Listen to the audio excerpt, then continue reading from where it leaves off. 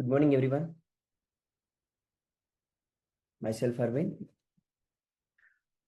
I'm trainer of AWS and DevOps. I have total 9 years of experience. And welcome to Raj Informatica. This is our YouTube channel, Raj Informatica. So here we share all the videos related to Power BI, Snowflake, Python. You can go through our channel for more videos. As well as we have a website, rajinformatica.com. Here you can go through the materials related to Power Center, Informatica, Unix, Oracle, Data Warehouse, as well as the courses.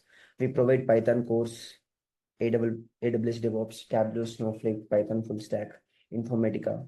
Like if you want to get more details on these courses, you can go through this number. You can have a call on this number for more details. So now let's start about AWS as well as DevOps. Before that, can you check whether you can able to unmute yourself?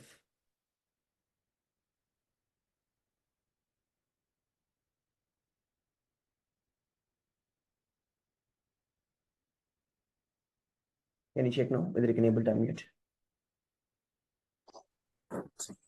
Yeah, we can, Aravind. Yes, now we can. Yes. My voice is clear?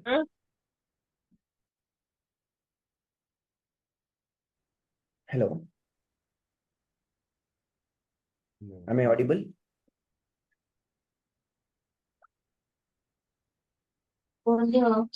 Yes, you can proceed, please. Okay.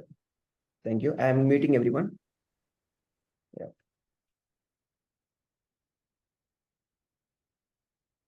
Fine.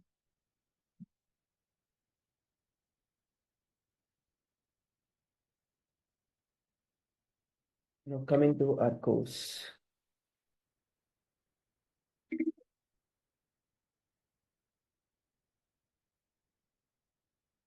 So this class is an introduction class for AWS. Like here we're discussing about what is Amazon Web Services, what is the importance of AWS, like why we have to learn AWS. These things we'll discuss on today's demo class. Introduction of course. So this course is completely about Amazon Web Services and DevOps. It is a purely online classes. We don't provide any offline sessions for AWS and DevOps, only online classes. And this course is suitable for, like once you've done the course, you can apply the jobs for cloud architect, AWS developer, AWS cloud engineer, DevOps engineer, cloud infrastructure administrator. Any cloud related role you can apply related to AWS as well as DevOps roles you can apply. And here I'll teach you around 20 plus AWS services like EC2 service, S3 service, IAM. Like there are plenty of Amazon Web Services. I'll be teaching you around 20 plus services in AWS and 10 plus DevOps tools like Git, Docker, Maven, Terraform. These kind of DevOps tools we'll be discussing. In AWS and DevOps, combinedly, I'll teach you around 5 real-time projects. These projects are like creating infrastructure to deploying the application, some dynamic applications, like how to access an application from front end and the data will be stored in backend database, like integration between front end, backend, and how we are going to deploy this application in cloud by creating the infrastructure and creating pipeline projects. Everything will be included in these 5 real-time projects. And at the end of the course, I'll help you in resume preparation. I'll teach you how to prepare resume. I'll give you some ready-made templates where you can add the roles and responsibilities related to AWS as well as DevOps, and mock interviews based on your interest. Like if you say like after a course, can you take me a mock interview? I'm interested for mock interview. Yes, we provide mock interview sessions also. Daily assignments. After each class, I'll give you one assignment. You need to come with that assignment before next class because practice is must. Without practicing, if you just listen to the classes, that will not help you. So that's why I'll give you daily assignment and you need to do all these assignments. Soft copies for each concepts will be provided as well as video material with lifetime access. After each session, we'll share you recorded video as well as soft copy, like the PPTs will share with you. Course duration is like 45 working days. It's almost like 2 months. 45 working days means almost 2 months. Classes will be from Monday to Friday. Daily 1.5 hour session. Saturday and Sunday we don't have classes. 1.5 hour session daily. Timings morning 8 to 9:30 a.m. and evening 9 p.m. Like 2 batches. Students can attend the interviews with this knowledge. Whatever I'm teaching here, with this knowledge, you can attend for the interviews. You can keep up to 3+ years. Because this 45 days of content, what we are going to discuss, that will help you keep up to 3+ years of experience in AWS as well as DevOps. Now, it's to learn AWS. Okay, fine. I want to learn AWS. So do I need to learn any other programming languages before learning AWS? Means no.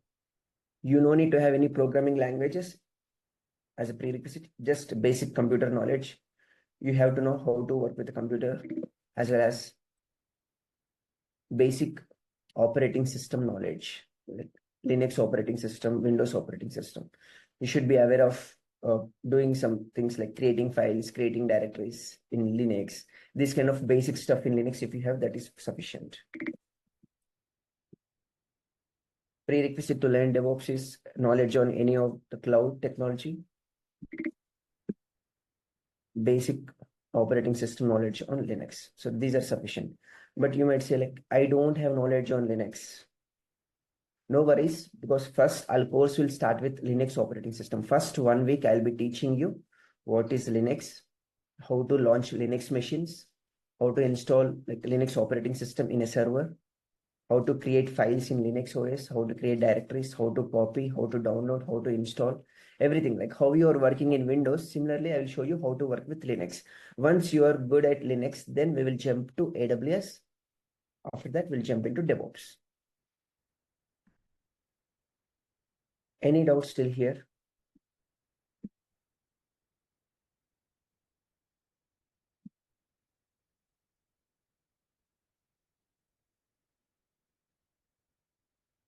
If you have any doubts, you can ping in the chat.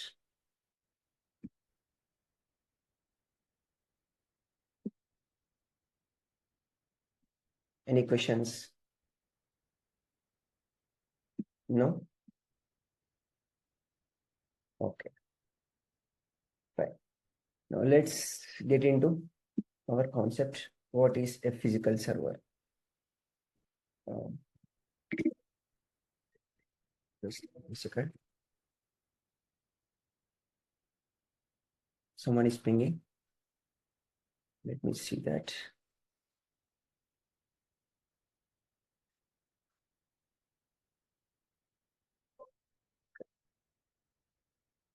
What is a physical server? Now, before understanding what is Amazon Web Services, what is AWS, let's understand what is a physical server. A physical server looks like this object. This object is a physical server. To buy this physical server, the cost will be around 5 lakh rupees. Around. Why around 5 lakh means? The reason I'll tell you. So we know laptops or computers. If you want to buy a laptop or if you want to buy a computer, you go to computer shop. He'll ask, I need Lenovo laptop or Dell laptop. Then what he'll say, okay, what is the configuration you're looking for? You'll tell, like, I need 16 GB RAM,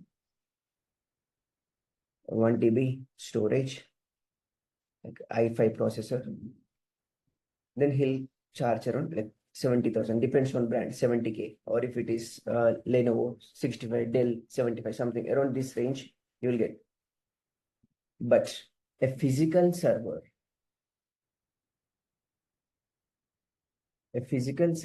can have the configuration starting from 1 GB RAM. Here, maximum 16 GB RAM only you can get it for a laptop or a computer. But for a physical server, starting from 1 GB, you can get up to 1584 GB RAM. And storage. Here, for a laptop, you can get maximum 1 TB storage, but for a physical server, you can get from minimum 8 GB to you can get 1024. So not 1024. 256 terabytes. Here maximum 1 TB, here you will get 256 terabytes. And here processor, maximum like maximum 7 processor, i5, i3, i5, i7. But here, starting from one processor, you can get up to 1354 processors. So what is the difference between a computer and a physical server? The difference is, for a computer or a laptop, you will get maximum configurations like 16 GB RAM, 1 TB Wi-Fi processor with limited configuration, whereas a physical server will get like more configuration. A physical server is also a computer with high configuration. Okay. So you see here. So this is a physical server. It depends on the configuration. The prices will vary. If you take like maximum configuration, that will be around 10 lakh also. So my dream is I want to start an IT company. I have a childhood dream. I want to start a software company. So to start a software company, IT company, I need around 100 physical servers.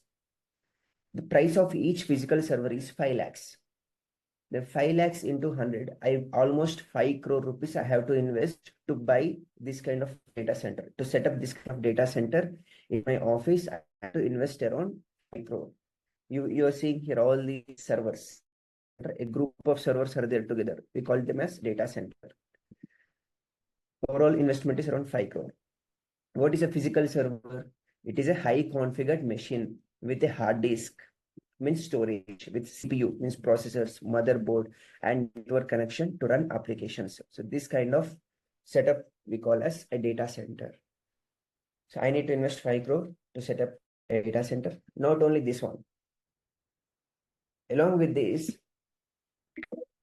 I need to install operating system also. I need to install operating system in these physical servers. So operating system is not for free.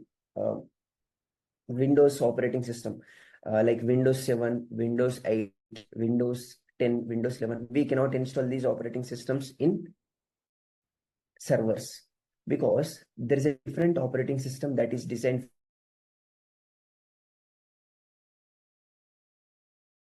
19, Windows 2020, Windows 2022.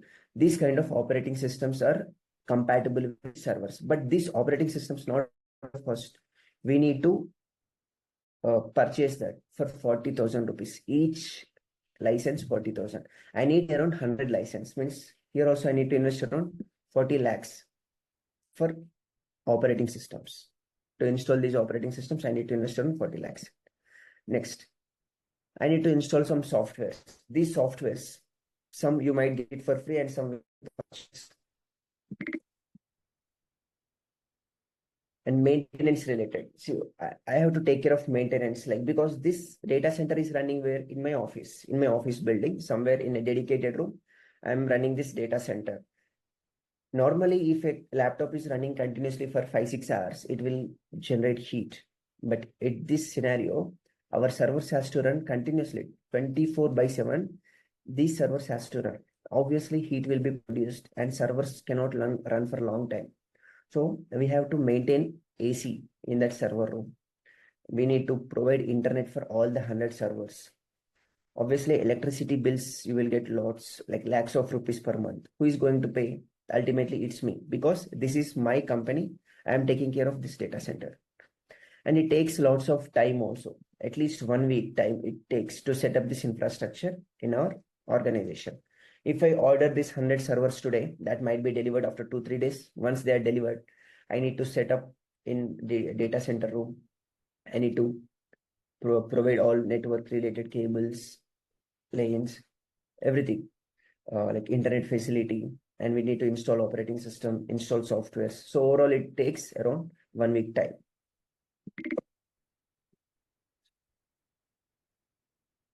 It looks like this. This is a data center. So with this data center, like what advantages you are getting means we can host any applications, we can run the servers. I'll tell you the scenario, like what is the advantage, why we need data centers in our office. For example,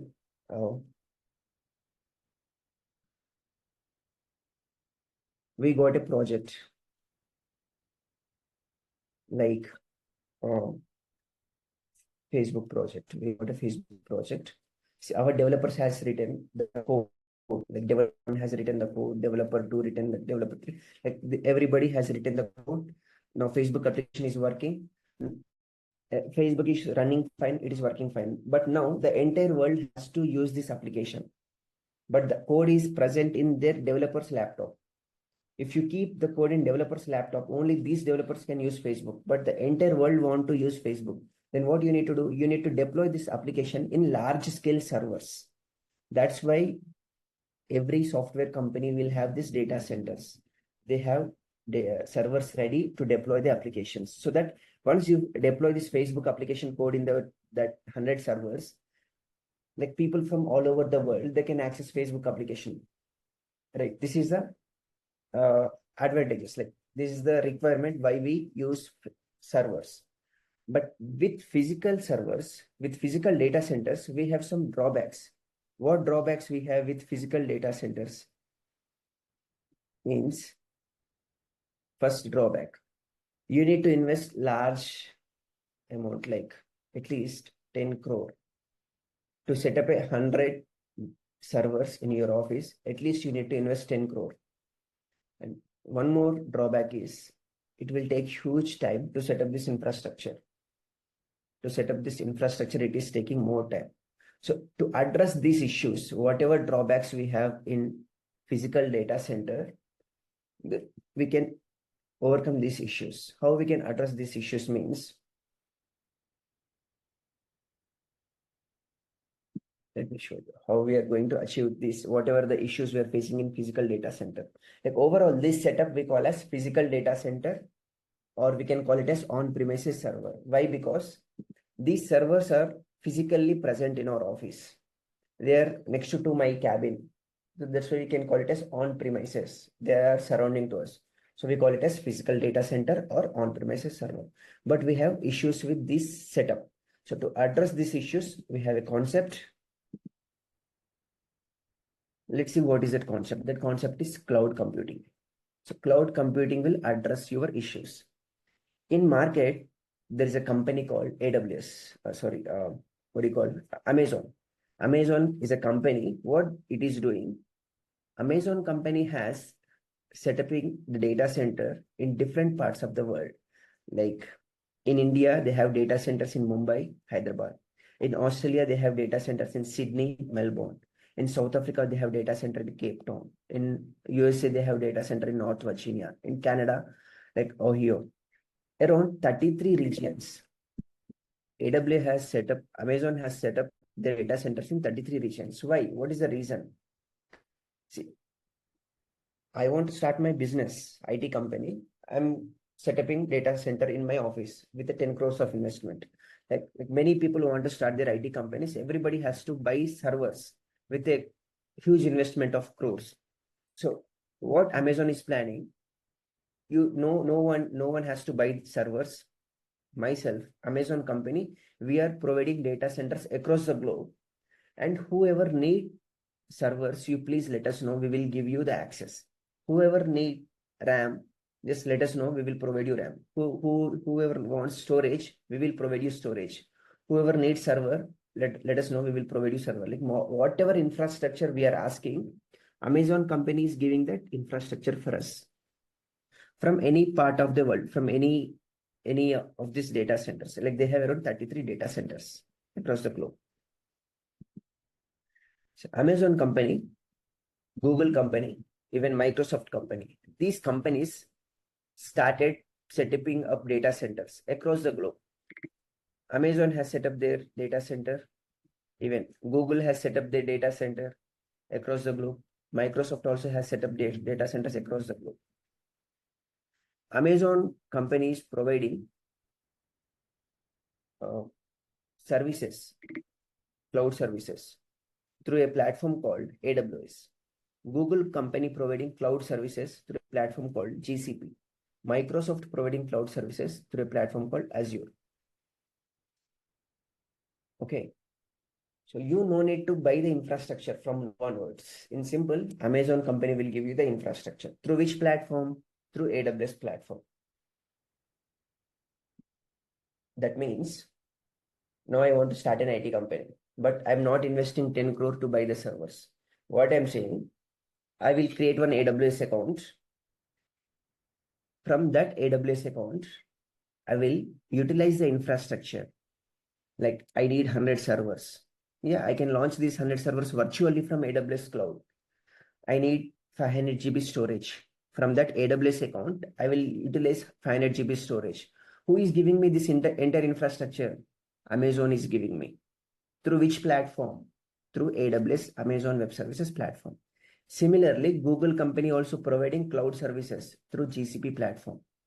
Microsoft company also providing cloud services through Azure platform. Like this. I'll tell you one simple scenario.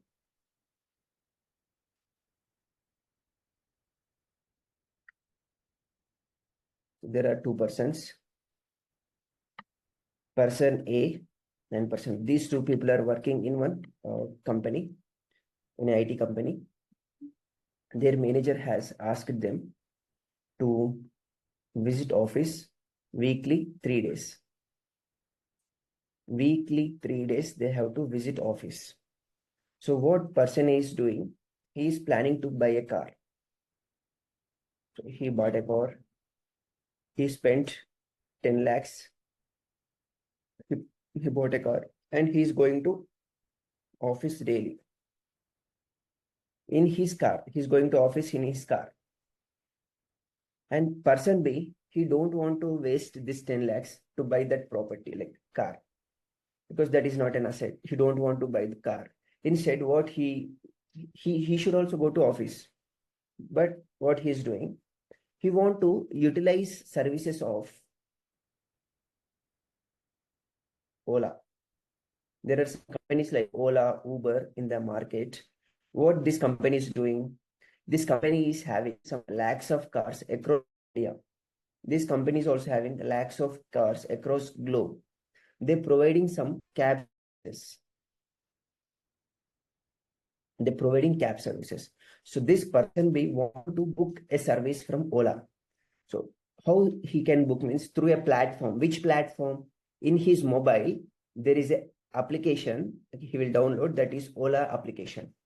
He will download that application and from Ola, he will book a car from his home to office. Cab came to his home to pick up. He is in the cab. And while going to office, suddenly fuel is completed in this cab. Even though the fuel is completed, it is not this person B's responsibility to fill the fuel, because this car is not owned by person B. This is utilizing the services of Ola. So Ola has to take care of fill the fuel. Ola has to take care of maintenance. Ola has to take care of servicing the car. Once the cab driver drop him at the location, he will charge like 300. So for your like 12 kilometers ride, bill is 300. They will generate the bill and he has to pay the 300. That's it. After paying the bill, there is no relation between this cab and this person, because he just utilized the services from Ola. After his work, they has generated a bill and he paid the bill. That's it. But it's not the same with person A. While this person A is going in the car, in his own car to office, if fuel is completed, he has to take care of it. He has to fill the fuel because this is his own car. If the car tire is punctured, he has to repair that. He should take this car to office. Sorry, he should take this car to a mechanic shop and he has to repair that, because this car is owned by person A. He has to take care of maintenance and everything. But here he is not taking care of maintenance because this is not his car. He is utilizing the services of Ola. Same concept. This concept is like if I want to start an IT company, I am buying 100 servers. I am having my own data center in my office.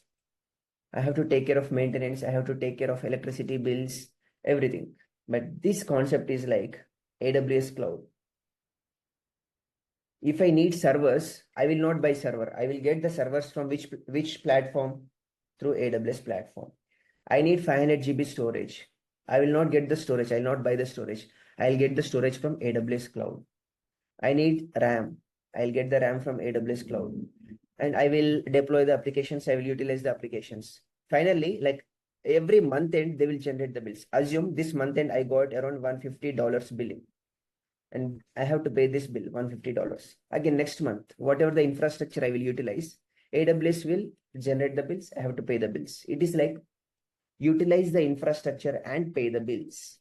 Cloud computing means they provide you the infrastructure virtually. Virtually means you cannot see that infrastructure physically. You cannot touch that infrastructure. You can only access that infrastructure virtually. Virtually means like through internet, not directly via going to data center. You will not go to Tokyo data center. You will not go to London data center. Just by sitting in your home, you will open that AWS account. I'll show you how an AWS account look like.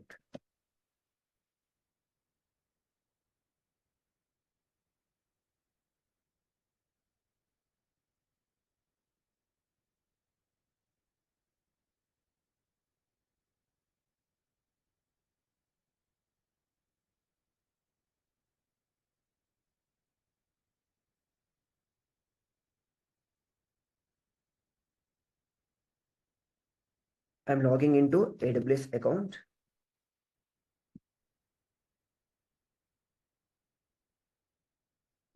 That's it. This is AWS console. This is my account. So account ID. If I want to sign out, I can sign out from here. This is my account name, Aravind Trainings. Right now, I'm in which data center? I'm in Tokyo region. Tokyo means Japan country's data center. In Japan, we have a data center called Tokyo. Now, whatever I do here means if I create a server, that server will be created in Tokyo. If I want storage, that will be utilized from Tokyo. Everything from Tokyo.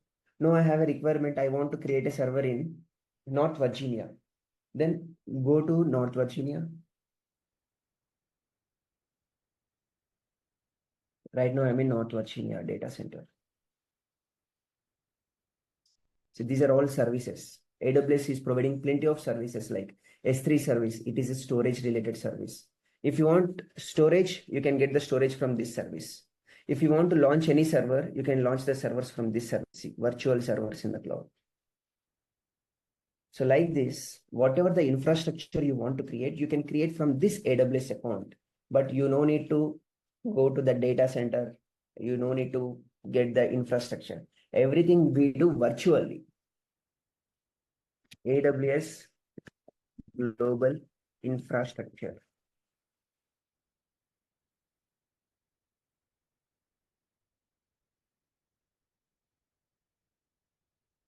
There are, see, now recently one more region has launched. Like when I explaining the last batch 2 months back, there are only 33 regions, but now again it has updated. Like one more region was ready. So we have total 34 regions across the globe. In this map, you can see in India, we have two regions, two data center. One is in Hyderabad region and the other one is in Mumbai region. In Mumbai, they have set up the data center in 2016, 8 years ago, but Hyderabad recently, 2 years ago. In Australia, we have in Sydney, other one in Melbourne, South Africa, Cape Town, and here in Nixia, Beijing, Spain, Ireland. These blue color dots are data centers are ready. Dots are like coming soon. If you see in Germany, AWS data center works are in progress soon. And in Mexico also, the data center is in progress soon. That will be ready. Let's see about AWS data center in Hyderabad. So this is how a center looks like. Some millions of servers will be there. Some millions of servers they'll set up. See, see, Amazon data center is at outskirts of Hyderabad, like near to Shadnagar. Like it is having around 3,600 acres. This is not a software company. It is not at all a software company. It is like a very big place. It consists of like completely servers only. And there will not be even a nanosecond of downtime also. That means every time, like 24/7, power supply will be there. These servers will be running continuously. Even if 1 second of a power cut is there, like you cannot access the applications. Like if you think Instagram application is running from these servers, Hyderabad servers. If a power cut in Hyderabad data center for 1 second, then your Instagram will be down. You cannot access Instagram. So that's why they'll make sure there should not be even a nanosecond of downtime of your applications. Always power supply should be there. Any idea, anyone, about these data centers? Have you listened? Let me unmute.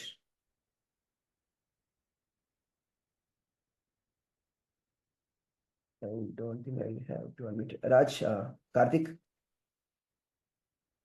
Okay. Mute. Okay. I have given you unmute option. If you have any questions or doubts, you can ask me now.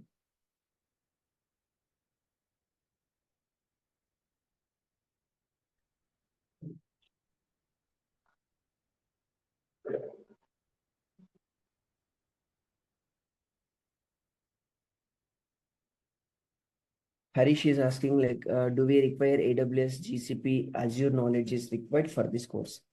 See, you no need to have any prerequisite knowledge. Already, this course is about learning AWS. I'll teach you AWS from scratch. So you no need to come with AWS knowledge again. I will give you that knowledge. Okay, Harish?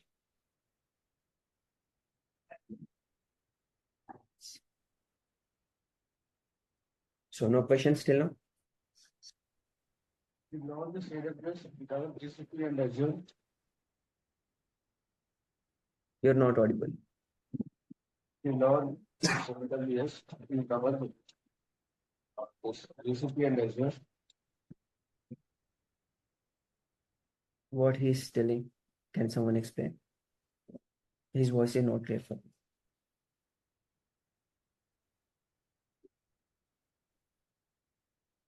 I think like no one is understanding what you're saying. Like, can you type in the chat otherwise?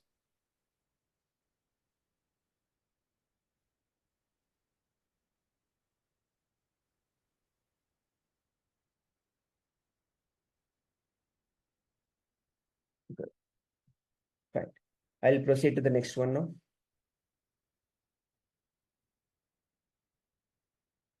I'm muting everyone. Please don't the sketches here.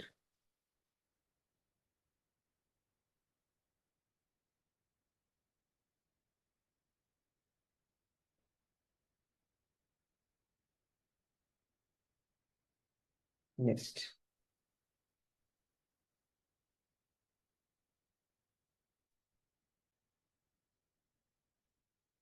What is cloud computing?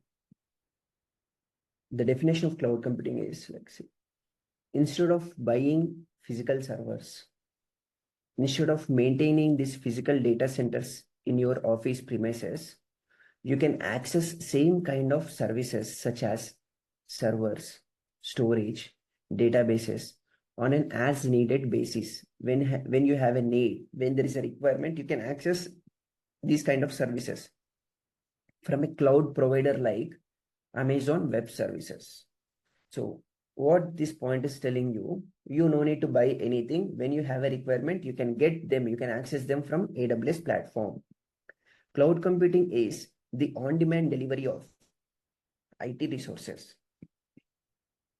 Means whenever you have a demand, like whenever you demand, like I need 100 servers now, right now. Cloud computing will give you 100 servers immediately. Whenever you demand, they will give you 100 servers. IT resources means anything, server, storage, database, RAM, any kind of infrastructure, they will deliver you. How they will deliver means over the internet with pay as you go pricing. For that, you need to pay the money.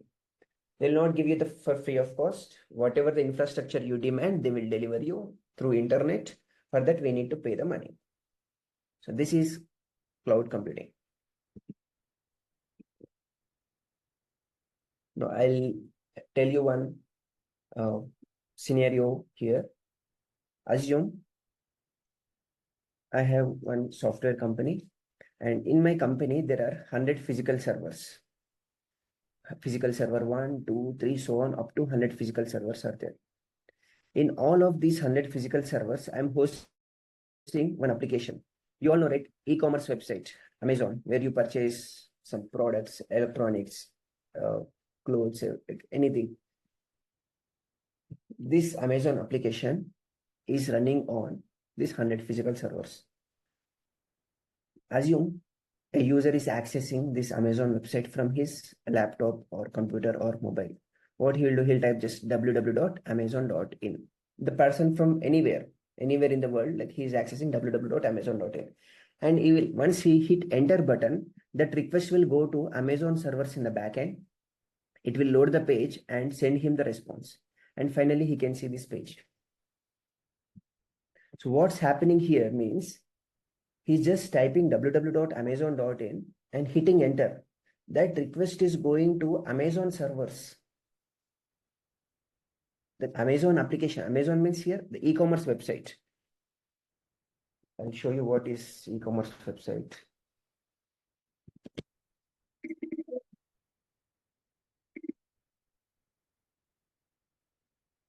This one. I'm talking about this one, Amazon.in. Like once he typed www.amazon.in, his request is going to the backend servers and he can see this response. So this is called one request. And again, if I refresh here, my request is going to there. Again, I can see the latest response. Again, if I refresh, I can see one more response. Refreshing means one more request, one more response. So this is called like sending the request.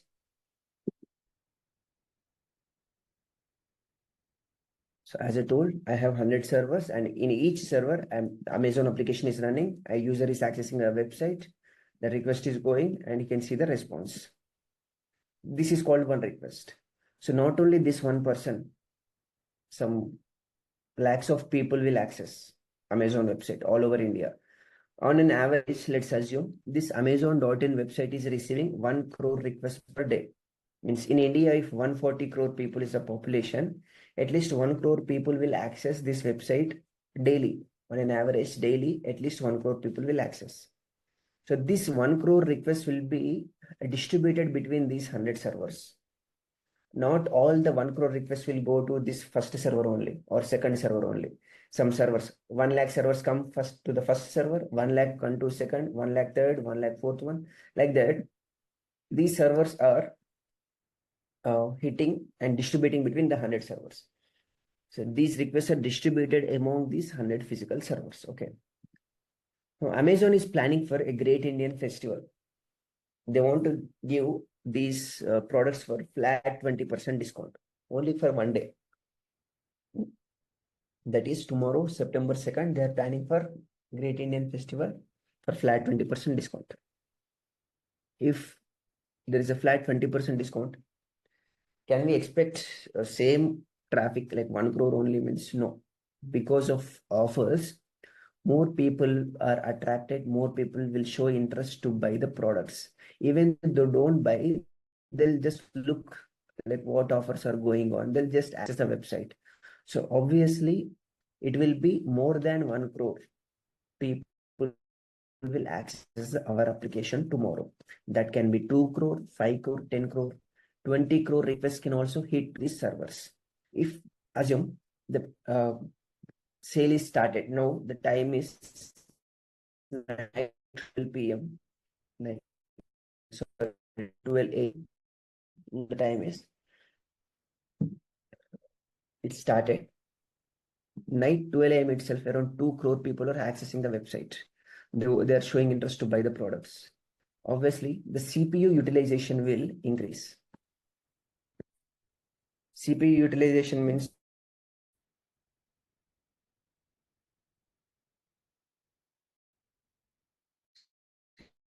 CPU utilization for this instance, assume it is 28%. Here it is around 32%. Here around 30%, like so on. It's around percentage. CPU utilization, how much you is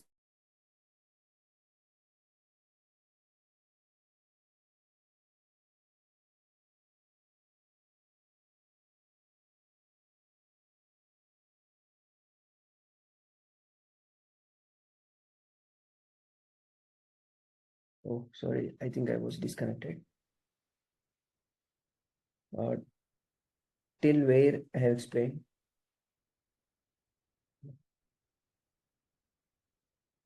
I'm unmuted. Till where did I explain? Because I was disconnected now.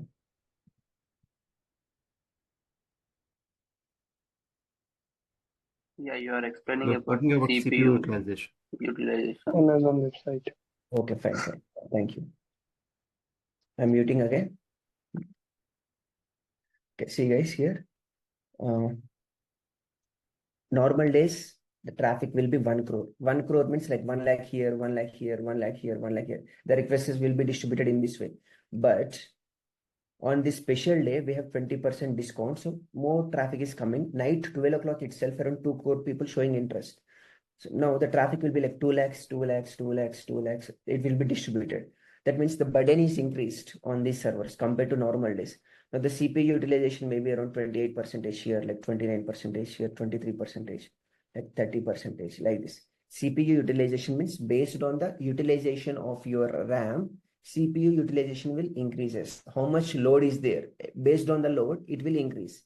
Okay, now the based on this load, 2 lakhs requests are coming. For that, the load is 28% CPU utilization. For 2 lakh, here it is 9%.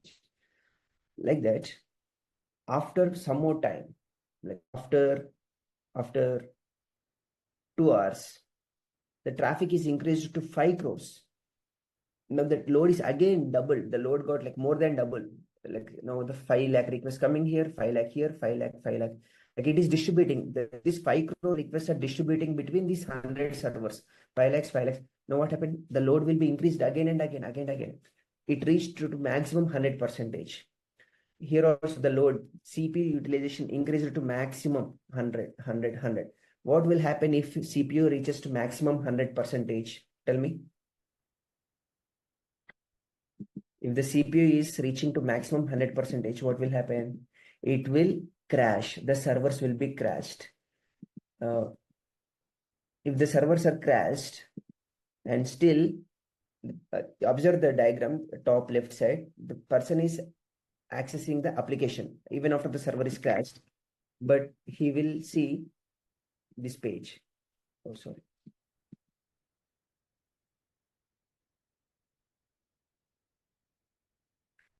Now the application is working fine, but when the CPU utilization reaches 100%, all these servers will be crashed.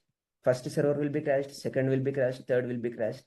After crashing all the servers, if users are accessing www.amazon.in, they will see this page. Top left side, you can see this site cannot be reached. Why? Because user is typing www.amazon.in. That request is going to backend server, but my servers are down. Backend Amazon servers are down. Since the servers are down, that is not giving any response. Since it is not giving response, users cannot able to see the Amazon page. It is showing this site cannot be reached. No, to address this issue, the cloud engineer, the engineers has to fix it. But to fix also, it will take at least some time, like 5-6 hours. In worst case, it may take some days also, because they have to bring more servers. 100 servers are not sufficient. They have to get 200 servers. The order today that might be delivered like after 1 day. Again, they have to set up that 100 servers, like next 200 servers. They have to install OS, install softwares, deploy application. Meanwhile, your application will not work until the 2 days. The other solution is you have to kill unnecessary processes, whatever it is taking more RAM, which is utilizing more RAM, you have to kill unnecessary. So up to that 2-3 hours time, 4-5 hours time, your website will be down. But if your Amazon website is down, it will create a bad impact. People will not trust your website. From next time, if anyone wants to purchase any product like iPhone, He cannot visit www.amazon.in website, because while doing the transaction, if suddenly website is down, he'll have trust issue. He will not trust Amazon website because he already observed this website is down 3 hours, 4, 5 hours. So it will create a huge impact. They have to lose some millions of rupees also, like dollars also. That's why people are not choosing to host the websites in physical. Now, I have launched these servers, 100 servers in AWS Cloud.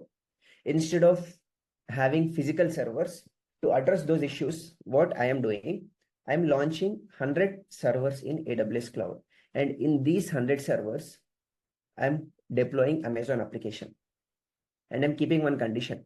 If CPU utilization is crossing 60%, if CPU is crossing 60%, then AWS, can you please launch one server? I'm telling.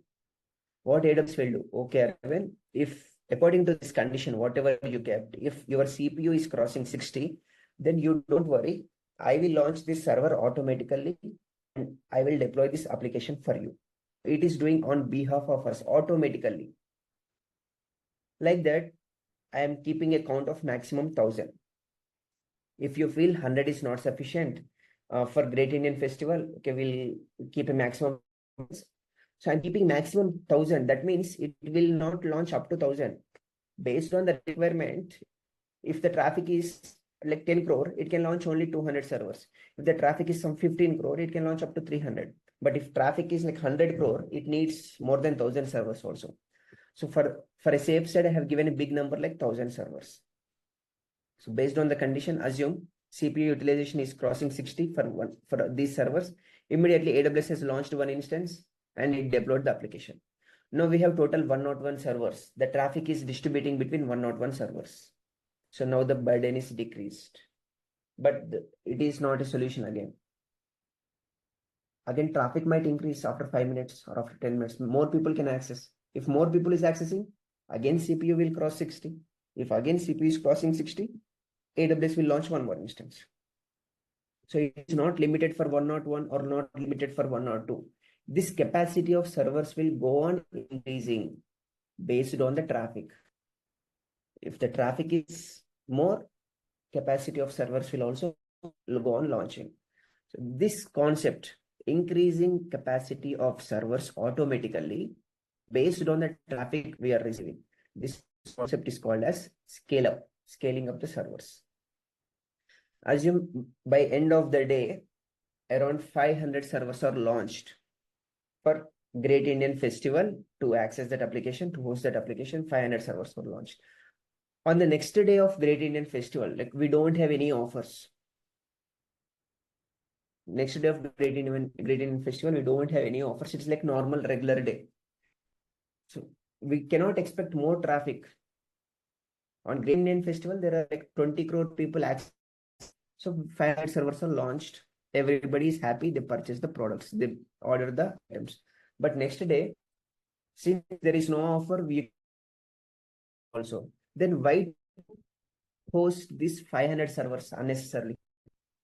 Why to run your application in 500 servers? Waste of money, right? So that's why I have kept one more condition. If CPU utilization is less than or equal to 5%, that means if any server is just relaxing, it is not having much work, it is idle, it is not having any workload, then please terminate that server, I'm telling. So based on this condition, whatever servers having CPU utilization less than 5, AWS will identify them and it will terminate all the servers. In case all 500 servers is having less than 5 CPU utilization, it might delete every server, 500 servers. Then again, there is an issue. You cannot host your application. So that's why I'm keeping minimum 100 servers. You don't touch anything. I need to run my application in minimum 100 servers. On top of that, if any server is having less than 5 CPU, please terminate them. So this decreasing capacity of servers we call as scale down concept.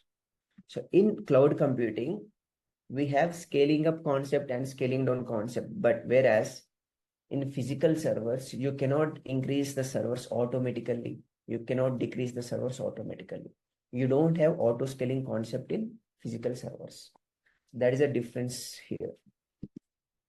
Now let's understand the differences between like before cloud computing came into the market and after cloud computing. Like earlier, you have to buy physical servers. You don't have any other option. If you want to start any IT company, if you want to host any applications, only one choice, buy physical servers. But now you no need to buy anything. You can launch them virtually through AWS platform, AWS account. Every month they will generate the bills based upon the usage. If you use only 2 servers, they'll generate bill for 2 servers.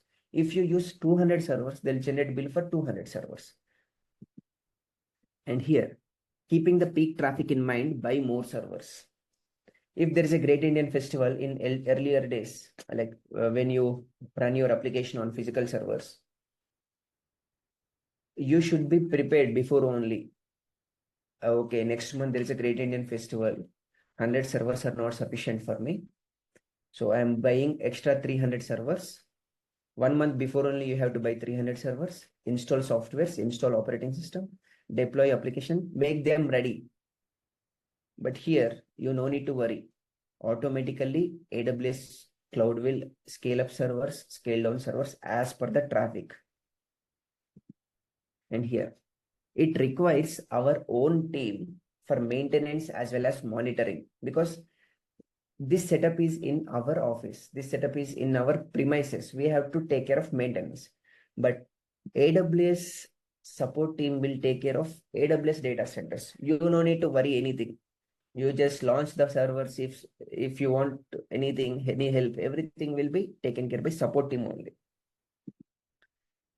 If something went wrong here, we need to troubleshoot. And this is not easy to troubleshoot and fix. But here, your servers will never go down. Why? Because AWS is providing you SLA, service level agreement, that applications or servers are always available. Here, if our servers are damaged physically due to some natural calamities, earthquake occurred, our office building like completely collapsed, servers inside office will be also physically completely, it will damage. If servers are damaged, the data will be also lost. But here we never lose our data. Why? Because our data is in different regions. In Mumbai region, North Virginia, Sydney, you can keep your data in multiple regions. Worst case, even if you lose your data in Mumbai due to earthquake, your data is safe in North Virginia. So that's why your data will never lose here. Here you pay whether you use it or not. I bought 100 servers, physical servers. I invested 10 crore. No, whether I'm using it, whether I'm not using it, irrespective of usage, I invested 10 crore. Here, if you're using 2 servers, pay money for 2 servers. And next month you are utilizing 20 servers, then pay money for 20 servers only. According to the usage, you need to pay the money. Here, it takes lots of time to provision the infrastructure. To create the infrastructure, it takes lots of time. But here, on demand, whenever you demand, like immediately, I want 100 servers. Within 1 minute, you can launch 100 servers. I want 10,000 servers. Within 1 minute, you can launch 10,000 servers. It is less user friendly because everything you need to do physically. It is more user friendly because you can access the infrastructure from anywhere if you have just internet. This setup is costly because you need to buy everything. This setup is economical because you're not going to buy anything. It's like reasonable prices. Yeah, I'll ask you to unmute. I have given unmute option. If you have any questions, you can ask till here.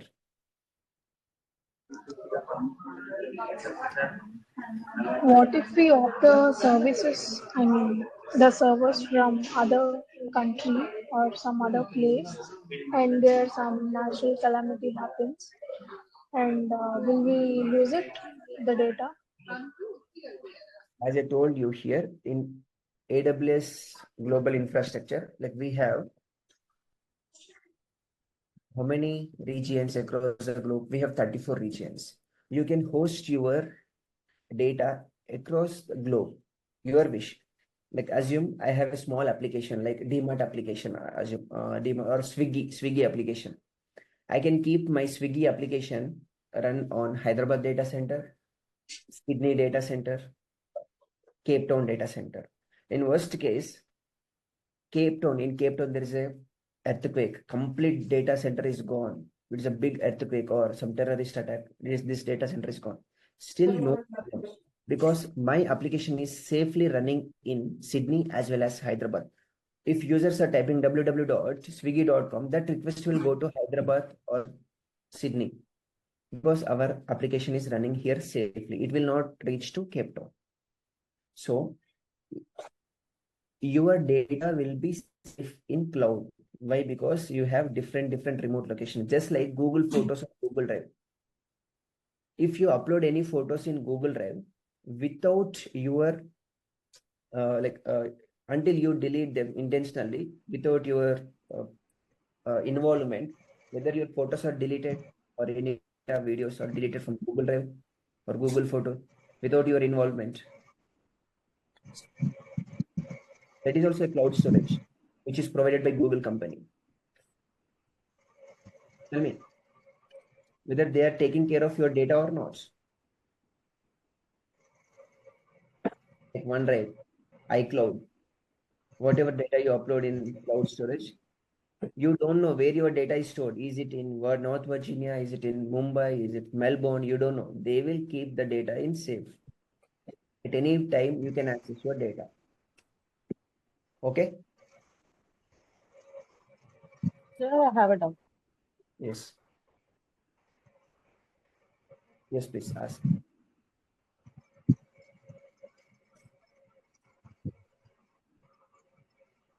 You can ask.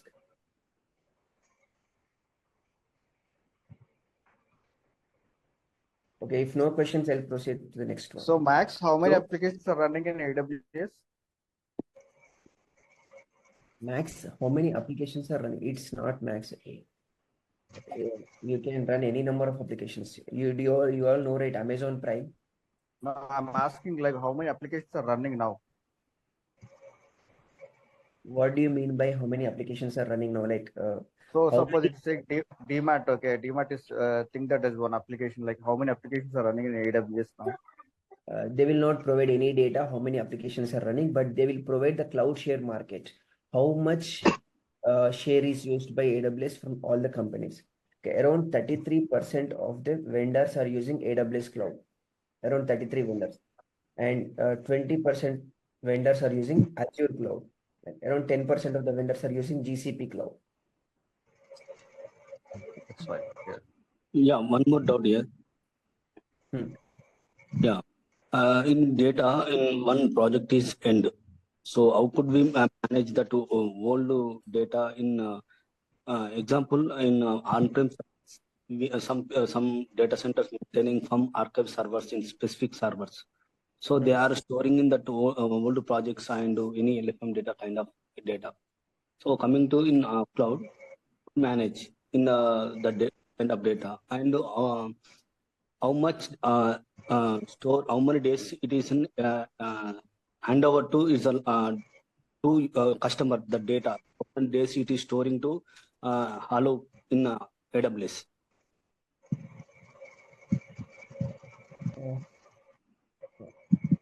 What is your exact question? Can you repeat once again? Yeah, okay. In on-prem perspective, that store that old one customer is there. That customer project is going to end. The data is archiving in one particular storage in maintaining a separate server in archive server. Okay. In kind of in archive or LFM and other old age data. Okay. So coming to in cloud side, what is the dates? How many days it is allowing to keep it in a cloud storage? Okay, understood. Understood. So his question is in on-premises servers, in physical servers, if someone wants to store any data, like after some particular time, like Yeah. it is going to be archival. What about in cloud? In cloud, how many days the data is going to store? In Yes. cloud, your data will be stored unlimited. Until you remove them from their infrastructure, your data will be there. It is like no expiration. You can keep forever. It is like the limited time only. Nowhere we have restrictions for keeping the data.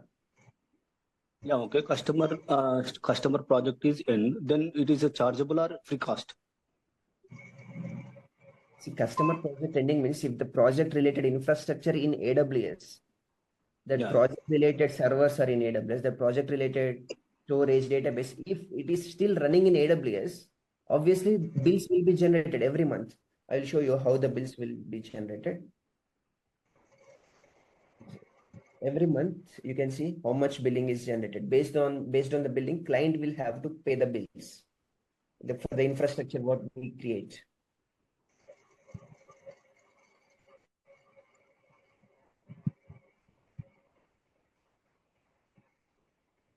So for my account, this is September month, right? We'll go to previous month then.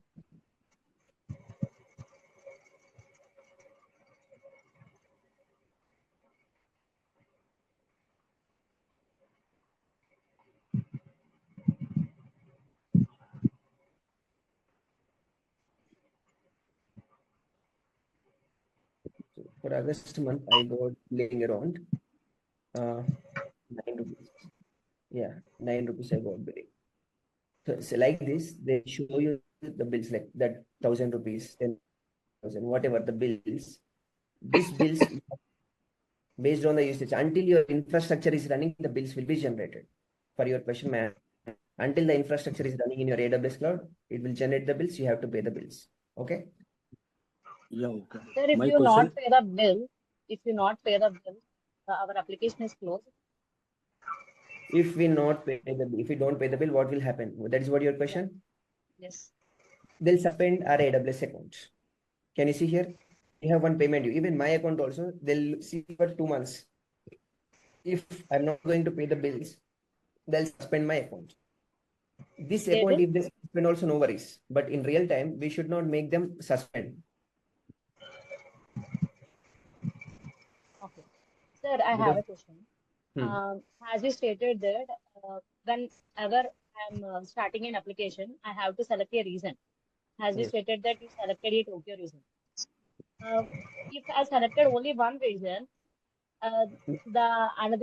my data is not available in the other regions. See, you Are you getting my point? You have to create your infrastructure only in one region. For example, you want to host Facebook application. So Facebook related, we have to do many things. For Facebook related, we need like servers. How many? Some 10,000 servers, right? And along with servers, I need some 500 TB, 500 terabytes of storage. I need database. I need VPCs. I need elastic file system. Like whatever infrastructure I need to choose this entire setup in one region, like either Tokyo, whatever. Choose one region. You create the entire infrastructure in Tokyo. Now your application, your Facebook should run in Tokyo. If everything is working fine, you can replicate same thing in Mumbai region. You can replicate same thing in Sydney region. So that if one region is down, still you can access your application from other region also. But it is not like launch servers in Mumbai, create database in Tokyo, create RAM in North Virginia. No, that will not work for you. Okay, Understood? we have to create whole the data Yes. in Single region. region. Correct. Yeah. If my Tokyo region is destroyed due to natural some Yes. calamity, if there is no backup means, then what will be happen? For example, you have created infrastructure only in Mumbai region. Assume. Okay. You have created your infrastructure only in Mumbai region. And each region is split into availability zones. Availability zones. That means, I'll tell you our Hyderabad data center example only. Okay. In Hyderabad region, it is split into 3 availability zones. Like one availability zone is near to Shadnagar. Other availability zone is like outskirts of Hyderabad. And one more availability zone is like other side to like Shankarpet something. So they'll maintain a distance of at least 50 kilometers between these two, 50 kilometers between these two, and 50 kilometers between these two. They'll split any region. You take Hyderabad, Mumbai, North Virginia, all the 34 regions are splitted into availability zone. Each region is splitting into 3 availability zone. Like we create the infrastructure in Shadnagar data center. You have to create infrastructure in like potential data center. You have to create in like outskirts of data. Suddenly, if a earthquake occurred in Shadnagar, your availability zone, this complete data center will be gone. But Hyderabad data center is still alive. Only Shadnagar availability zone is gone. Still, your application is running safe in potential zone and the other zone. Our request will go here.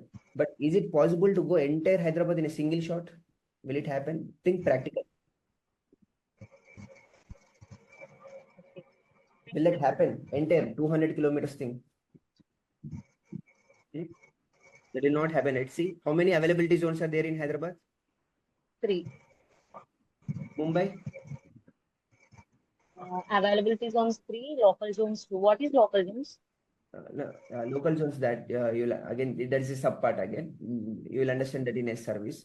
You just see availability zones in Sydney also. 3 availability.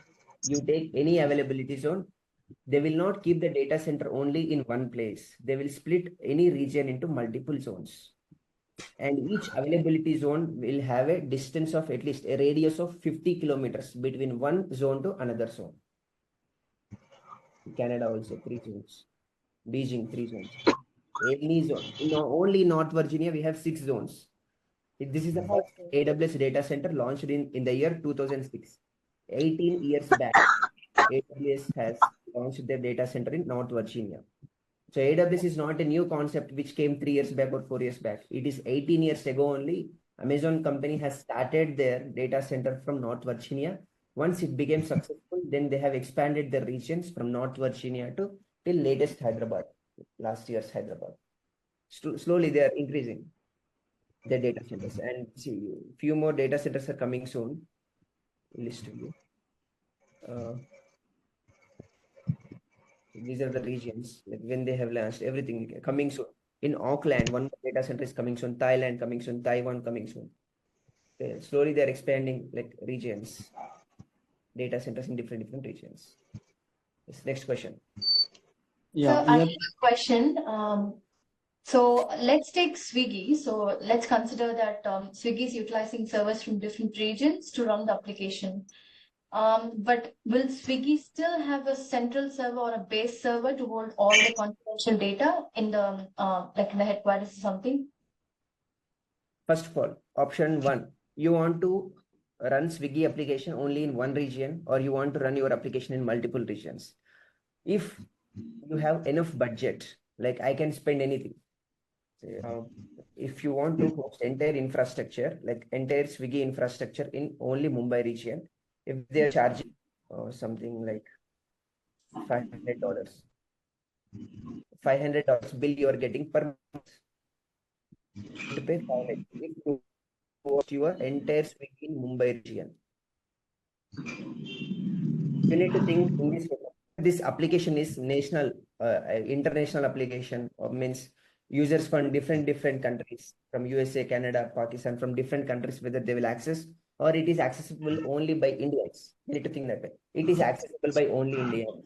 Then in India, we have 2 data centers, Mumbai, Hyderabad. You decide which one you want, Mumbai or Hyderabad. Yeah, I will host my application in Mumbai. Fine. In Mumbai, there are 3 zones. You want to host your application in availability zone 1A, availability zone 1B, availability zone 1C. You can choose your entire application only in 1A also. Then you are getting $500 per month. But suddenly, if 1A is down due to terrorist attack, that entire data center is down. Can we access Swiggy now? Yes, 1B and 1C. 3 and 1C, yeah. No, your application is running only in 1A, I am telling. Oh.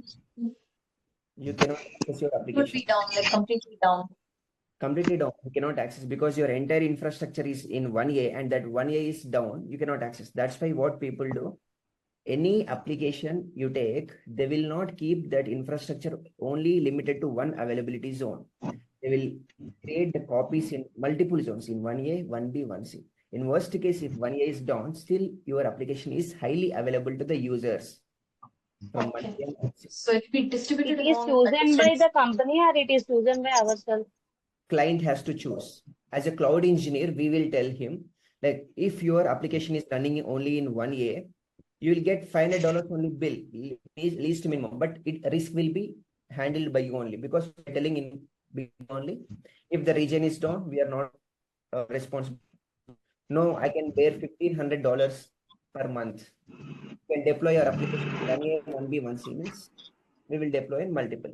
Client has to decide, because budget is handled by client, right? He has to decide whether he can pay these bills or not. Okay. Okay. And based upon the location also the money is vary. Exactly, correct. If you create your data like infrastructure in North Virginia, there might be $480. In Mumbai, it is $500. Same infrastructure. Cost variation will be there, but minimal variation.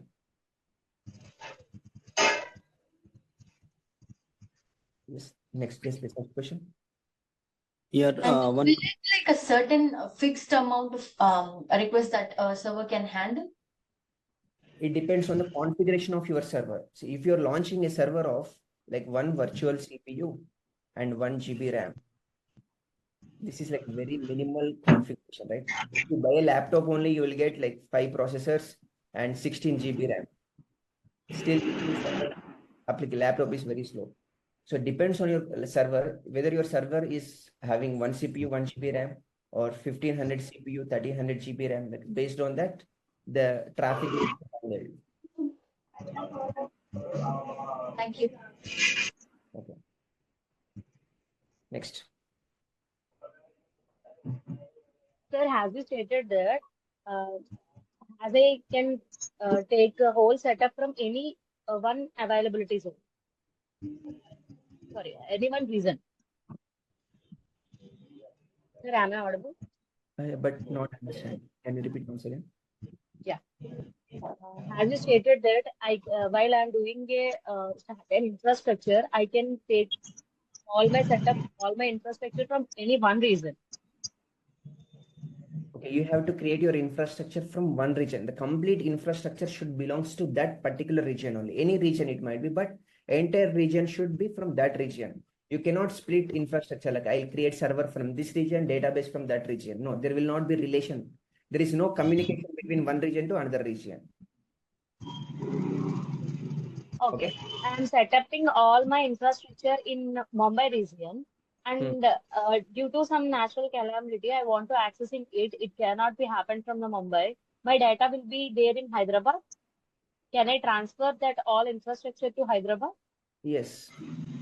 You means like cloud engineer has to do. A cloud engineer, whatever the infrastructure he set up in Mumbai, if you want, like client is asking, can you create one more copy in Hyderabad for safe side? Now the traffic is increasing more from Hyderabad and near to Hyderabad, South India, like lots of requests are coming.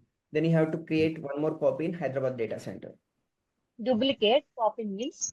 Yes, duplicate kind of thing, but there is no original duplicate here. It's a replication.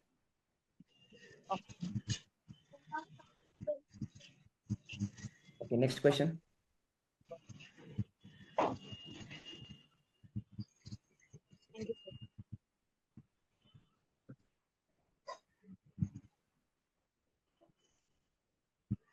And hello. Yes. Yeah. One user spinning on server in AWS. Unfortunately, the server is corrupted. So how long will it be time to restore in the server? AWS is giving service level agreement. Server sorry, it will never happen. They will never corrupt. in OS corrupted and DLL register files are submit happen in OS level, not in cloud level. Okay. So that time, how much time it is restored to from AWS side? There is no relation to AWS. See, if according to your question, if OS is corrupted, your server is not running, then how it is related to AWS cloud? You need to change your image. You need to change your operating system. That is taken care by user end or customer support? Not customer. Yeah, it depends. It depends. See, if the image itself is wrong from AWS, then you can contact the customer support. Like how to contact customer support, everything like I'll explain in clearly in the session 1. Your support center will be there. Just like you order something in Flipkart, your order is not delivered yet. How you're contacting to customer center? Same, so that you can contact the customer. That is an own production server. Then they are not allowing to anyone, right? So in the installation process, everything in a user requesting for build the server, once hand over to server, then everything is taken care by user end only. Then that time they won't allow to in AWS side. So that time they will taking care everything in customer end only. So that time in OS is corrupted. That time how to restore that VM server? Sorry. Practically in the session 1. Okay.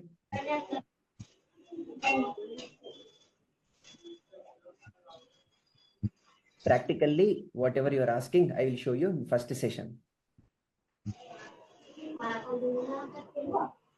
Hello.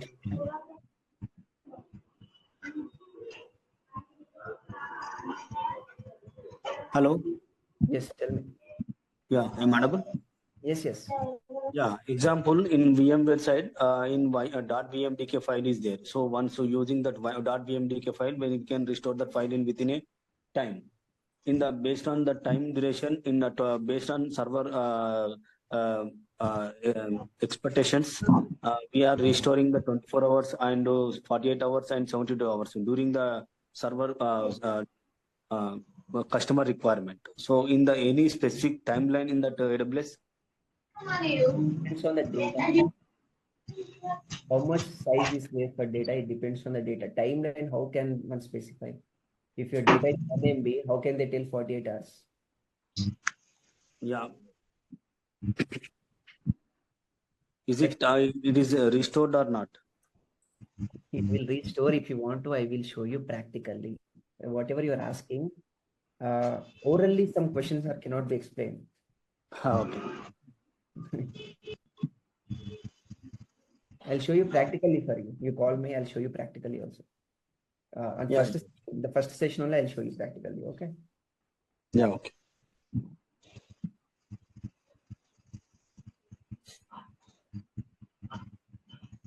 Anything else? Any other questions? In Lambda service also, can you explain in further session?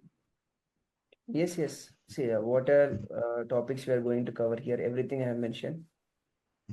Here, Lambda is also there.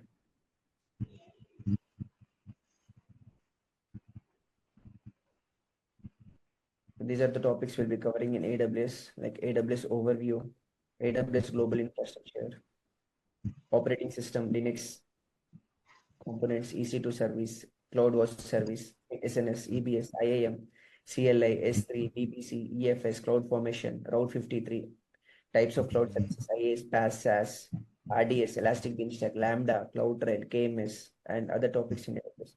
Coming to DevOps, SDLC, HL, DevOps, operating system, Linux, GitHub, CI/CD, Jenkins, Docker, Maven, Kubernetes, Ansible, Terraform, Grafana, Prometheus, scripting YAML. Everything is covered in this course duration. It's not included in Terraform? Terraform is also there right here. Sorry? Infrastructure as a code with Terraform. Okay. Yeah, could you please share that information, that curriculum into my WhatsApp? Already I shared in our call in my WhatsApp number also. You can just type rajinformatica.com, click on courses. You can see here, okay?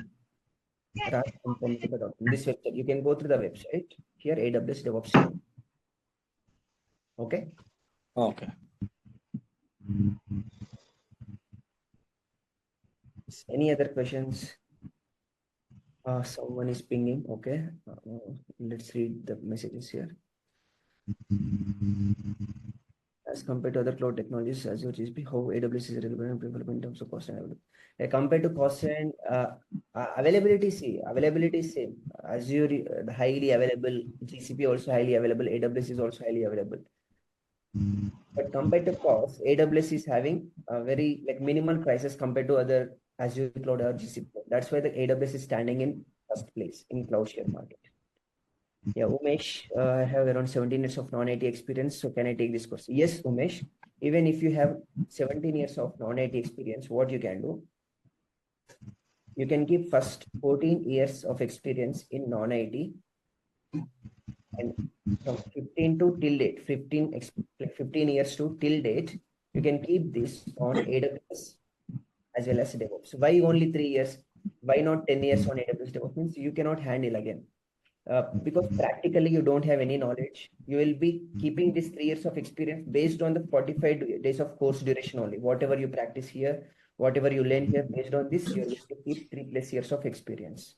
So this much you can handle whatever questions they ask based on 3 years, because they will not treat you as a fresher. They will not treat you as this senior person. If you keep 3 years, you can handle that.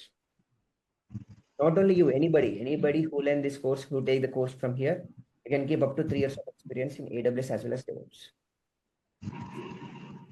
Yeah, once completed the course, so we can own creating in workspace in with Terraform. Yes, definitely. Yes. Person is asking, is certification is provided here? Yes, course completion certificate will be provided, but to be frank, that is not at all useful. Course completion certificate. Why? Because I'll tell you. Assume like Usha only. Usha is having 4 years experience in Java. She is working as a Java developer, IT company. Now she is learning AWS and DevOps from me. She wants to switch AWS and DevOps. She got course completion certificate after the course. Now she's attending interviews, AWS and DevOps interviews she is attending. And the interviewer is asking about AWS and DevOps. Now Usha is telling I have trained on AWS and DevOps Institute. They have provided me course completion certification. Directly they will reject you.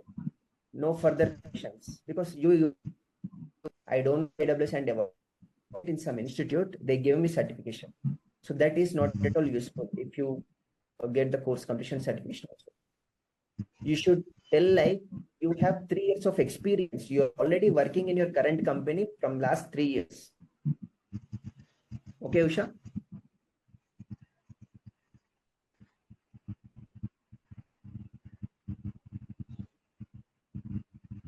How many real-time projects is there for practice purpose? Five. Harish, you are asking 4 years of experience in DL developer as a DL developer. So how can I switch to cloud, AWS cloud? Same as I told now. You have 4 years of experience in ETL as a developer, ETL developer.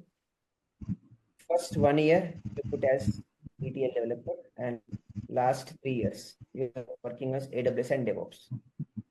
Your profile should be prepared completely focusing on AWS and DevOps. Then only you will get more calls related to AWS DevOps.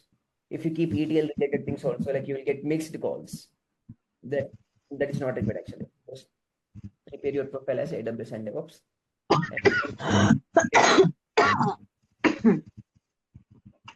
What else?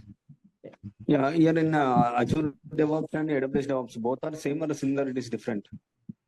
No. If I ask you, what is the difference between Ola and Uber? What you will tell? Both functioning same. Both provide same services. What service? Cab services. The difference is this is belonging to Ola company. This is belonging to Uber company. They for MGBS to JBS, if they charge 200, they might charge 220 rupees. But service will be same, right? Similarly here also. AWS is a cloud provided by Amazon company. Azure is a cloud provided by Microsoft company. Whatever you learn in AWS, same thing will be there in GCP, same thing will be there in Azure. But the difference is in terminologies. For example, here in AWS, if I call cloud formation template for a service, in Azure, we call it as Azure Resource Manager. Both functionalities same, but the name is different. Here we call cloud formation template. Here we call Azure Resource Manager. Both do same work, same function. Like that, not only these CloudFormation, but each and every service. Okay.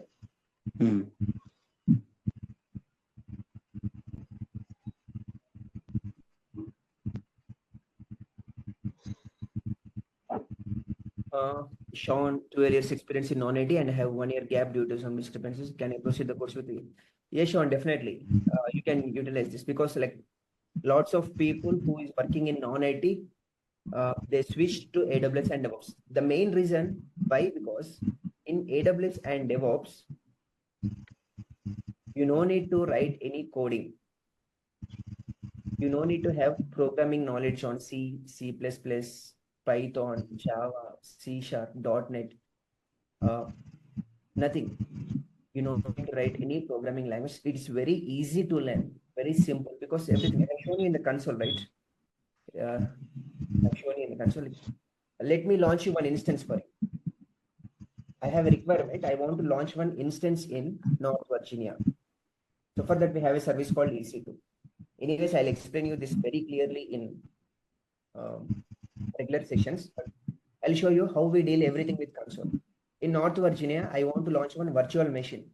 So for that, we have a service called EC2, virtual servers in the cloud. Go to EC2. Unmute everyone. I'm muting. Let's see. Launch instance. Instance means server. Instance name.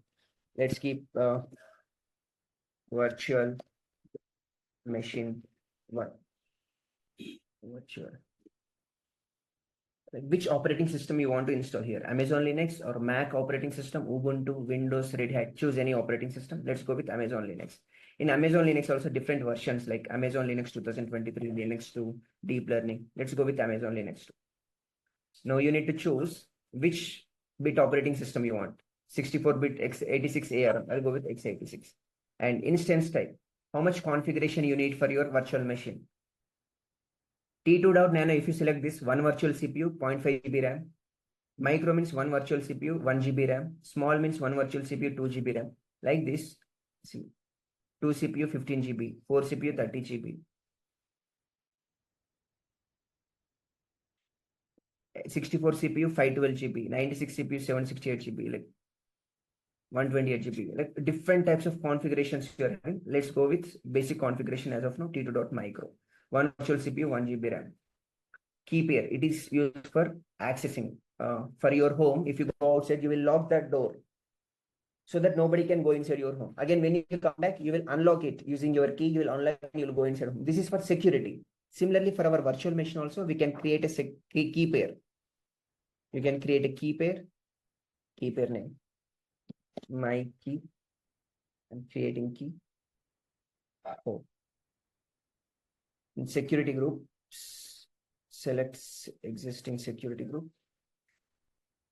This you can understand later. I'll explain it. Storage. How much storage you need for your server? 8 GB. How many instances? How many servers you want to launch? Only 1 or 2 or 20 or 200? You can launch any servers at a time. Let's launch 2 instances at a time. Launch instance. That's it. 2 servers are launched immediately. In North Virginia, I have launched 2 machines with same configuration. Virtual machine. Like if you want to use the name also here. Tag name I'm changing. One is virtual machine 1, other one is instances are running. T2.micro. They are launched in North Virginia. We have 6 zones: 1A, 1B, 1C, 1D, 1E, 1F. They are launched in 1B zone. Public IP. That's it. Instance launch. Now, if I want to access this machine, like copying public IP address from terminal, I will access SSH CH mod 200 SSH space -. This is the command to securely access your instance.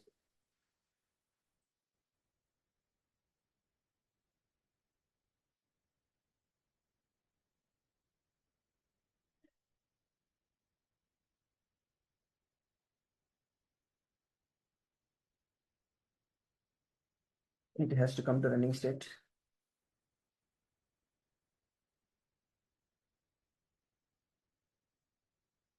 And SSH space -.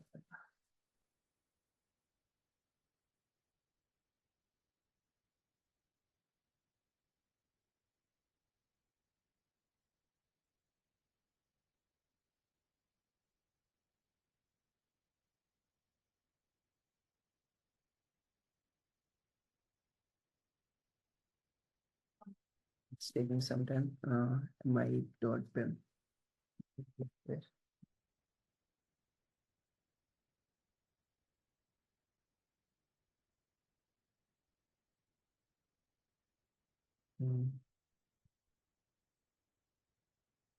Acha, okay.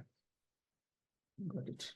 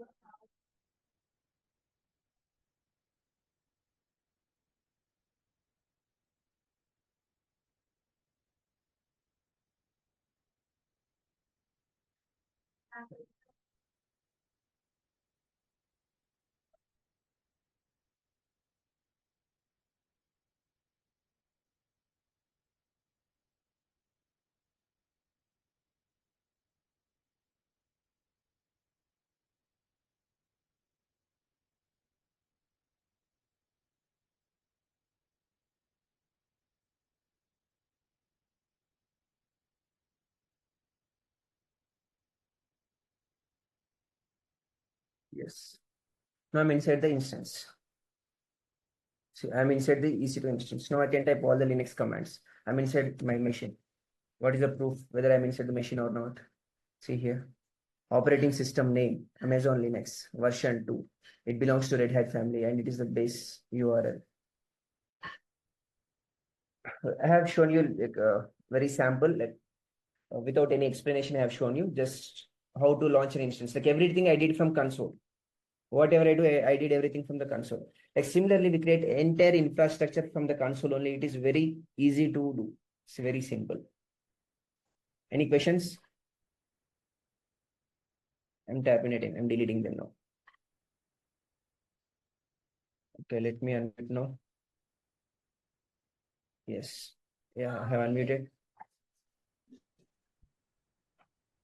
Yeah, we have created any network services and any other services, but it is not payable, right? When using in compute only, it will be chargeable, right? Free If you account. create the infrastructure, if you create the infrastructure, then only you will generate the bills. If you don't create any. Okay, anything else? Sir, if we create an infrastructure and we are not using the infrastructure, still we have to pay the amount. Yes, correct. Still you will get the bills because you created infra. Don't want, should not create. Okay, that's why even in auto scaling, I have shown you termination of instances, scale down. If we are not using them, we need to terminate that. I'll let it be fine. Only means they will generate the bills. Okay. What about data security? Because some data is very high, privacy is more important. How it is how we can ensure that data is not compromised with others? See, even AWS people cannot access your data. Whatever the infra you create, everything like encryption, decryption, keys, security keys, everything is with you only. Even AWS support team cannot access your data which you create in AWS platform. Okay. Okay. Navya is asking what if I'm a fresher? Okay, fresher. Okay, enough. You're typing continuously, Navya. Say, even for freshers, useful. I'll let you know.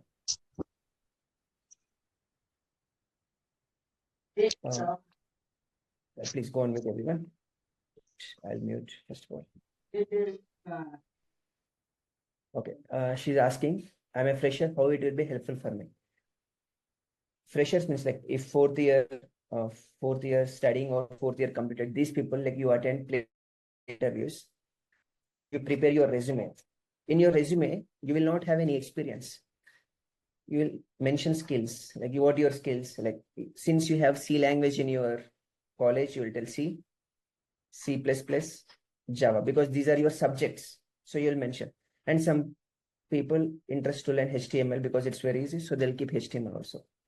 If there are like 4 lakhs freshers passing out every year, you compare 4 lakh resumes, everybody will keep C, C++, Java. 4 lakh resumes, these skills are common, C, C++, Java. Even if they don't know, so they'll keep. The subjects we have in BTech, like BCom, like these subjects will have C language, Java language, so you will keep focusing. Then where is the priority for you? Like how they have to filter, like how Navya is having knowledge, how they can come to know. Means if you learn some advanced skills like AWS, Azure, or .NET, or artificial intelligence, or data science, or Python, if you learn these kind of skills and if you keep them in your resume, and you can tell like, I have done my mini project, I have done my major project in Python, I have done my mini project and major project in AWS DevOps. They'll come to know, okay, she has trained on AWS and DevOps. On some in some institute, she trained and she did some internships, she did some projects. Your resume will be shortlisted. So for your question, how AWS and DevOps will help you means if you learn some advanced skills, your resume will be shortlisted for interviews. And definitely, because you don't have any experience, you can showcase your knowledge, whatever you learn here, as you worked on major project and mini project. Okay, Navya?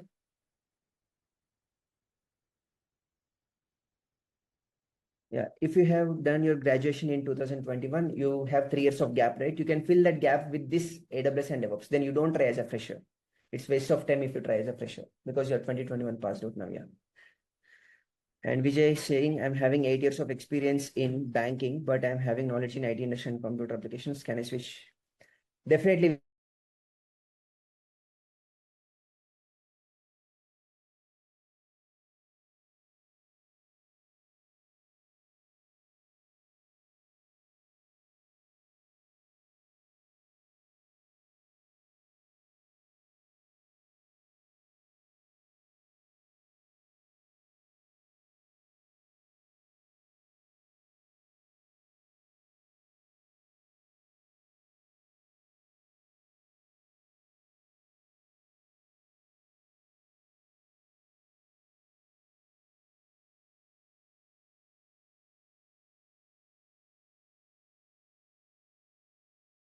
You can call to our admin team.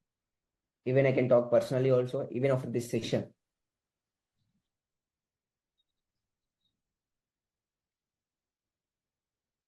I can talk, I can clarify your doubts. I think that's all for today. The batch is starting from September 6th.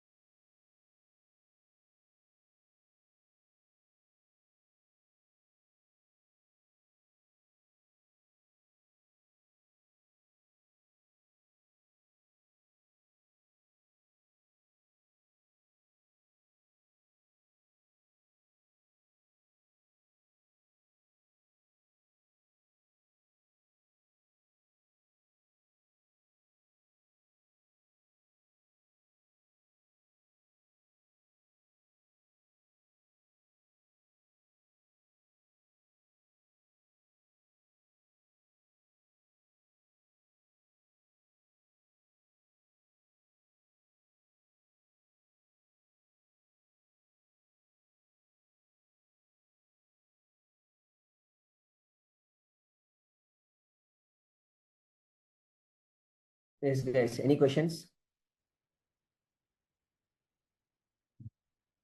You can unmute and talk if you have any questions. Else we can wrap up for the day. Hello, sir. Hello. Yes, yes. Yes, sir. Myself, Davis. Actually, we have 4 years of experience in dental administrator. So, can we switch in AWS? Yes, yes, you can switch. No worries. Like people from non-IT background, people from IT background, like who is working in different domains like Java, C#, .NET, and people from like different sectors like banking field, teaching field. From any domains, you can easily switch to AWS as well as DevOps. Sir, I have 2 years of, actually I'm a fresher. I have Okay. 2 years of career gap. Is it useful for me? AWS. Can I? Of course, see, AWS having like more demand. If you have AWS skill set in your profile, definitely it will help you, because you might work on any project, on any technology. Each and every project is using cloud nowadays, because any application you take, Hotstar, Prime, AHA, PhonePe, GPay, Zomato, like even some local application running on cloud. Definitely for each and every project, there will be cloud engineers working. So if you have AWS skill set, you will have more added value. So this is our Career website. gap. One Career second. gap will Like not this, be any problem. if you have any questions, you can call to this number. Any questions, you can call to this number. Like fee related, any other questions, anything. Our admin team will contact you. And if you want to go through the content details, here you can see in course AWS DevOps trainings. Here are the course curriculum for AWS. If you scroll down, you can see for DevOps also. Yes, go ahead.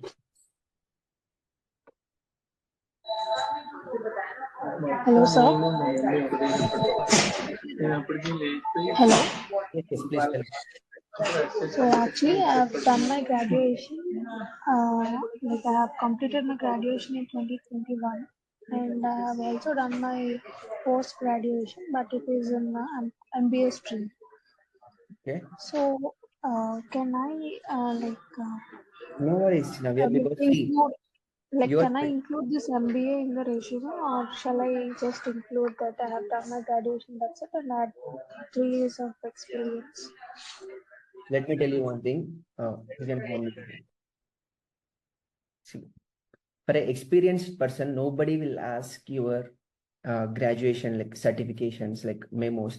Only for freshers, they will check whether you are BTech graduate, MBA, or degree.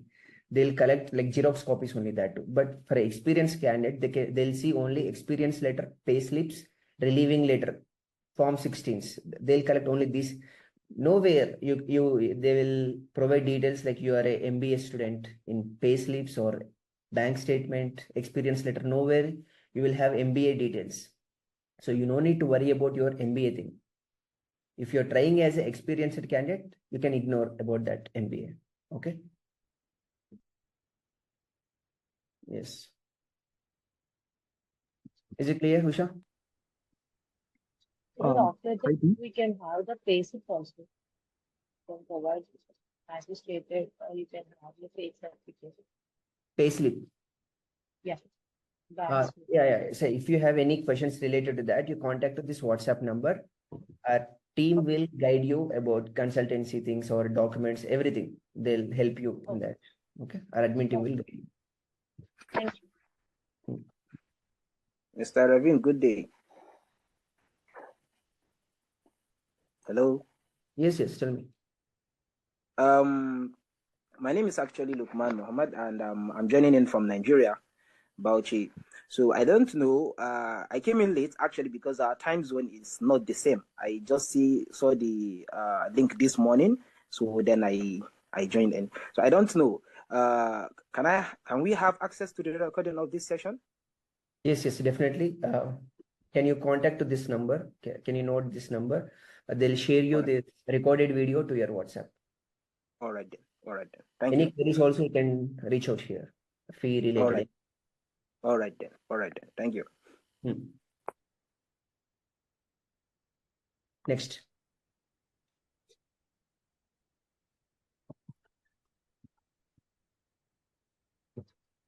Is resume build and placement assistance also there, right?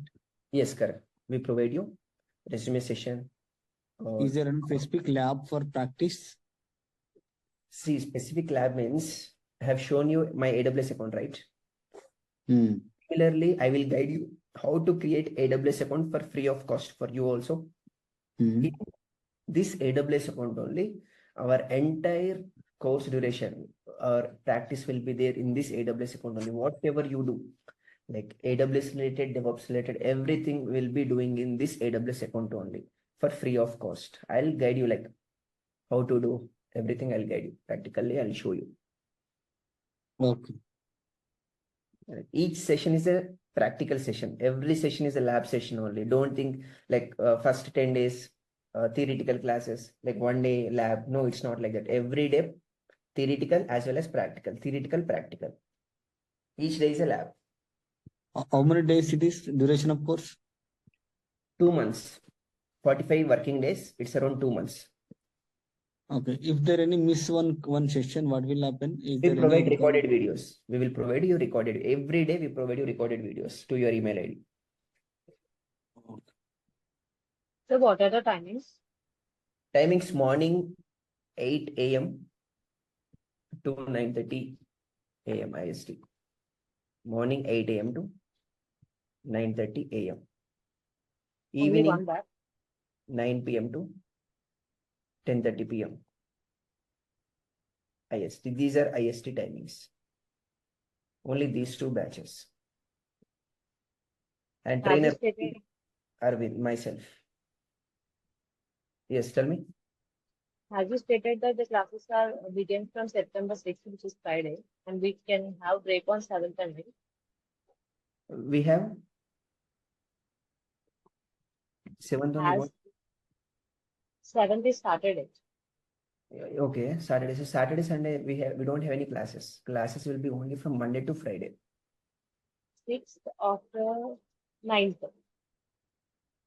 Yes, correct. September 6th batch will start. Which is Friday. That is Friday. How to pay the payment for installment for 2? Yeah, that's what. Payment related queries, anything, you can reach out to this number. Okay. Yeah. So this is our website, rajinformatica.com. Here is a number. After complete course also, we can access this kind of videos, right? Yes, definitely. You will have lifetime access. Yeah.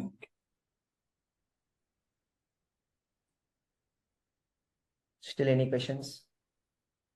No, sir. Okay. See, as the offers are going on now, if you register as soon as possible, you will get for some discount.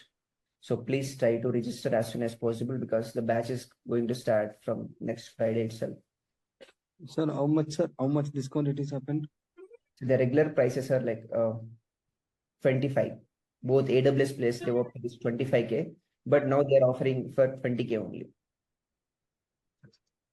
AWS plus DevOps. It includes Linux operating system also. Actual price is 25K, but now they have kept some offer and giving it for 20K only. So grab it soon. I'm not sure how long it will be there. That's why. So both courses is 20K. No. 20K for all. Yeah, AWS DevOps. For these 3, AWS, DevOps, Linux, for all these 3, 20K offer price. 45 days. 2 months. Yeah, just 2 months for 2 courses. 3.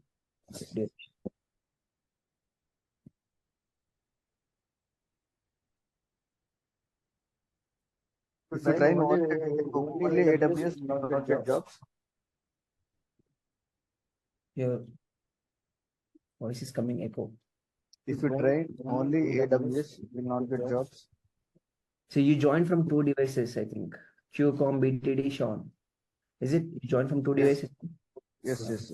Leave from one of the devices and speak, can you please? Exit from one device. Okay, if you complete AWS, like we will attend the interviews, or we need to complete both AWS and You need DevOps. to complete both. You need to complete both because AWS and DevOps both having dependency. Like, see, without AWS, you cannot learn DevOps. A cloud is mandatory. To learn DevOps, one cloud is like essential, mandatory. So that's why everybody choose to learn AWS as well as DevOps, not only either AWS or DevOps. Yeah, here any offline courses? Sorry, we are not providing any offline sessions because we have students from other countries also. Our priority is only online session.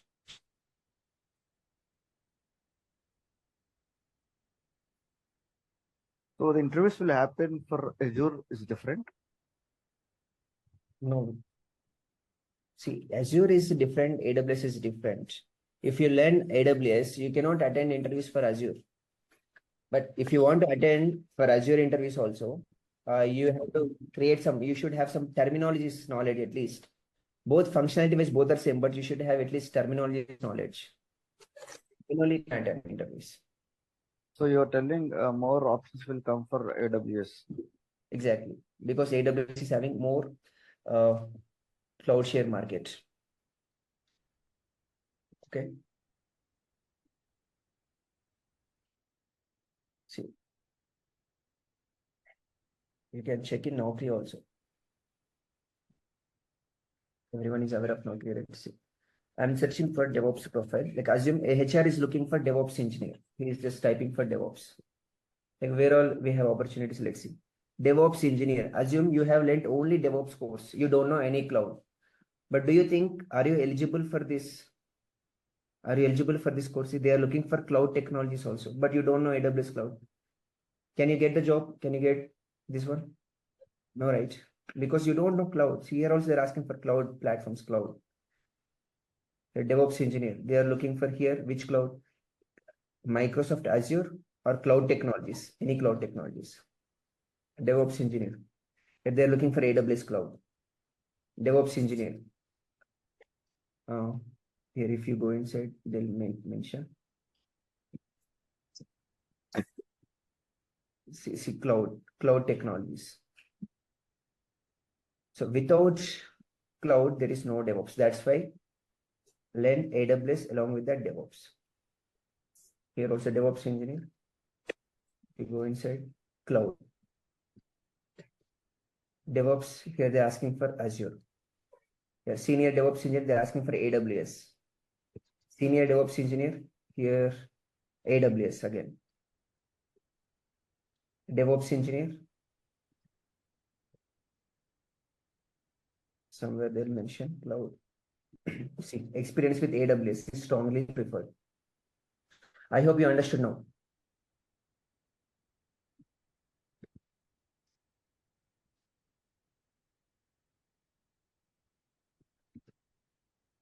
You can think now.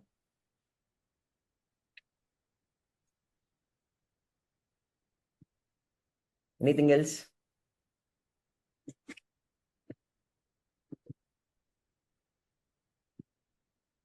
Okay then. Thank you all. Thanks for joining the session. If you want to contact the admin team, so this is our website. Here is our number. You can reach out to them. You can clarify anything. You can talk with me also if you have any other questions. Okay. Thank you.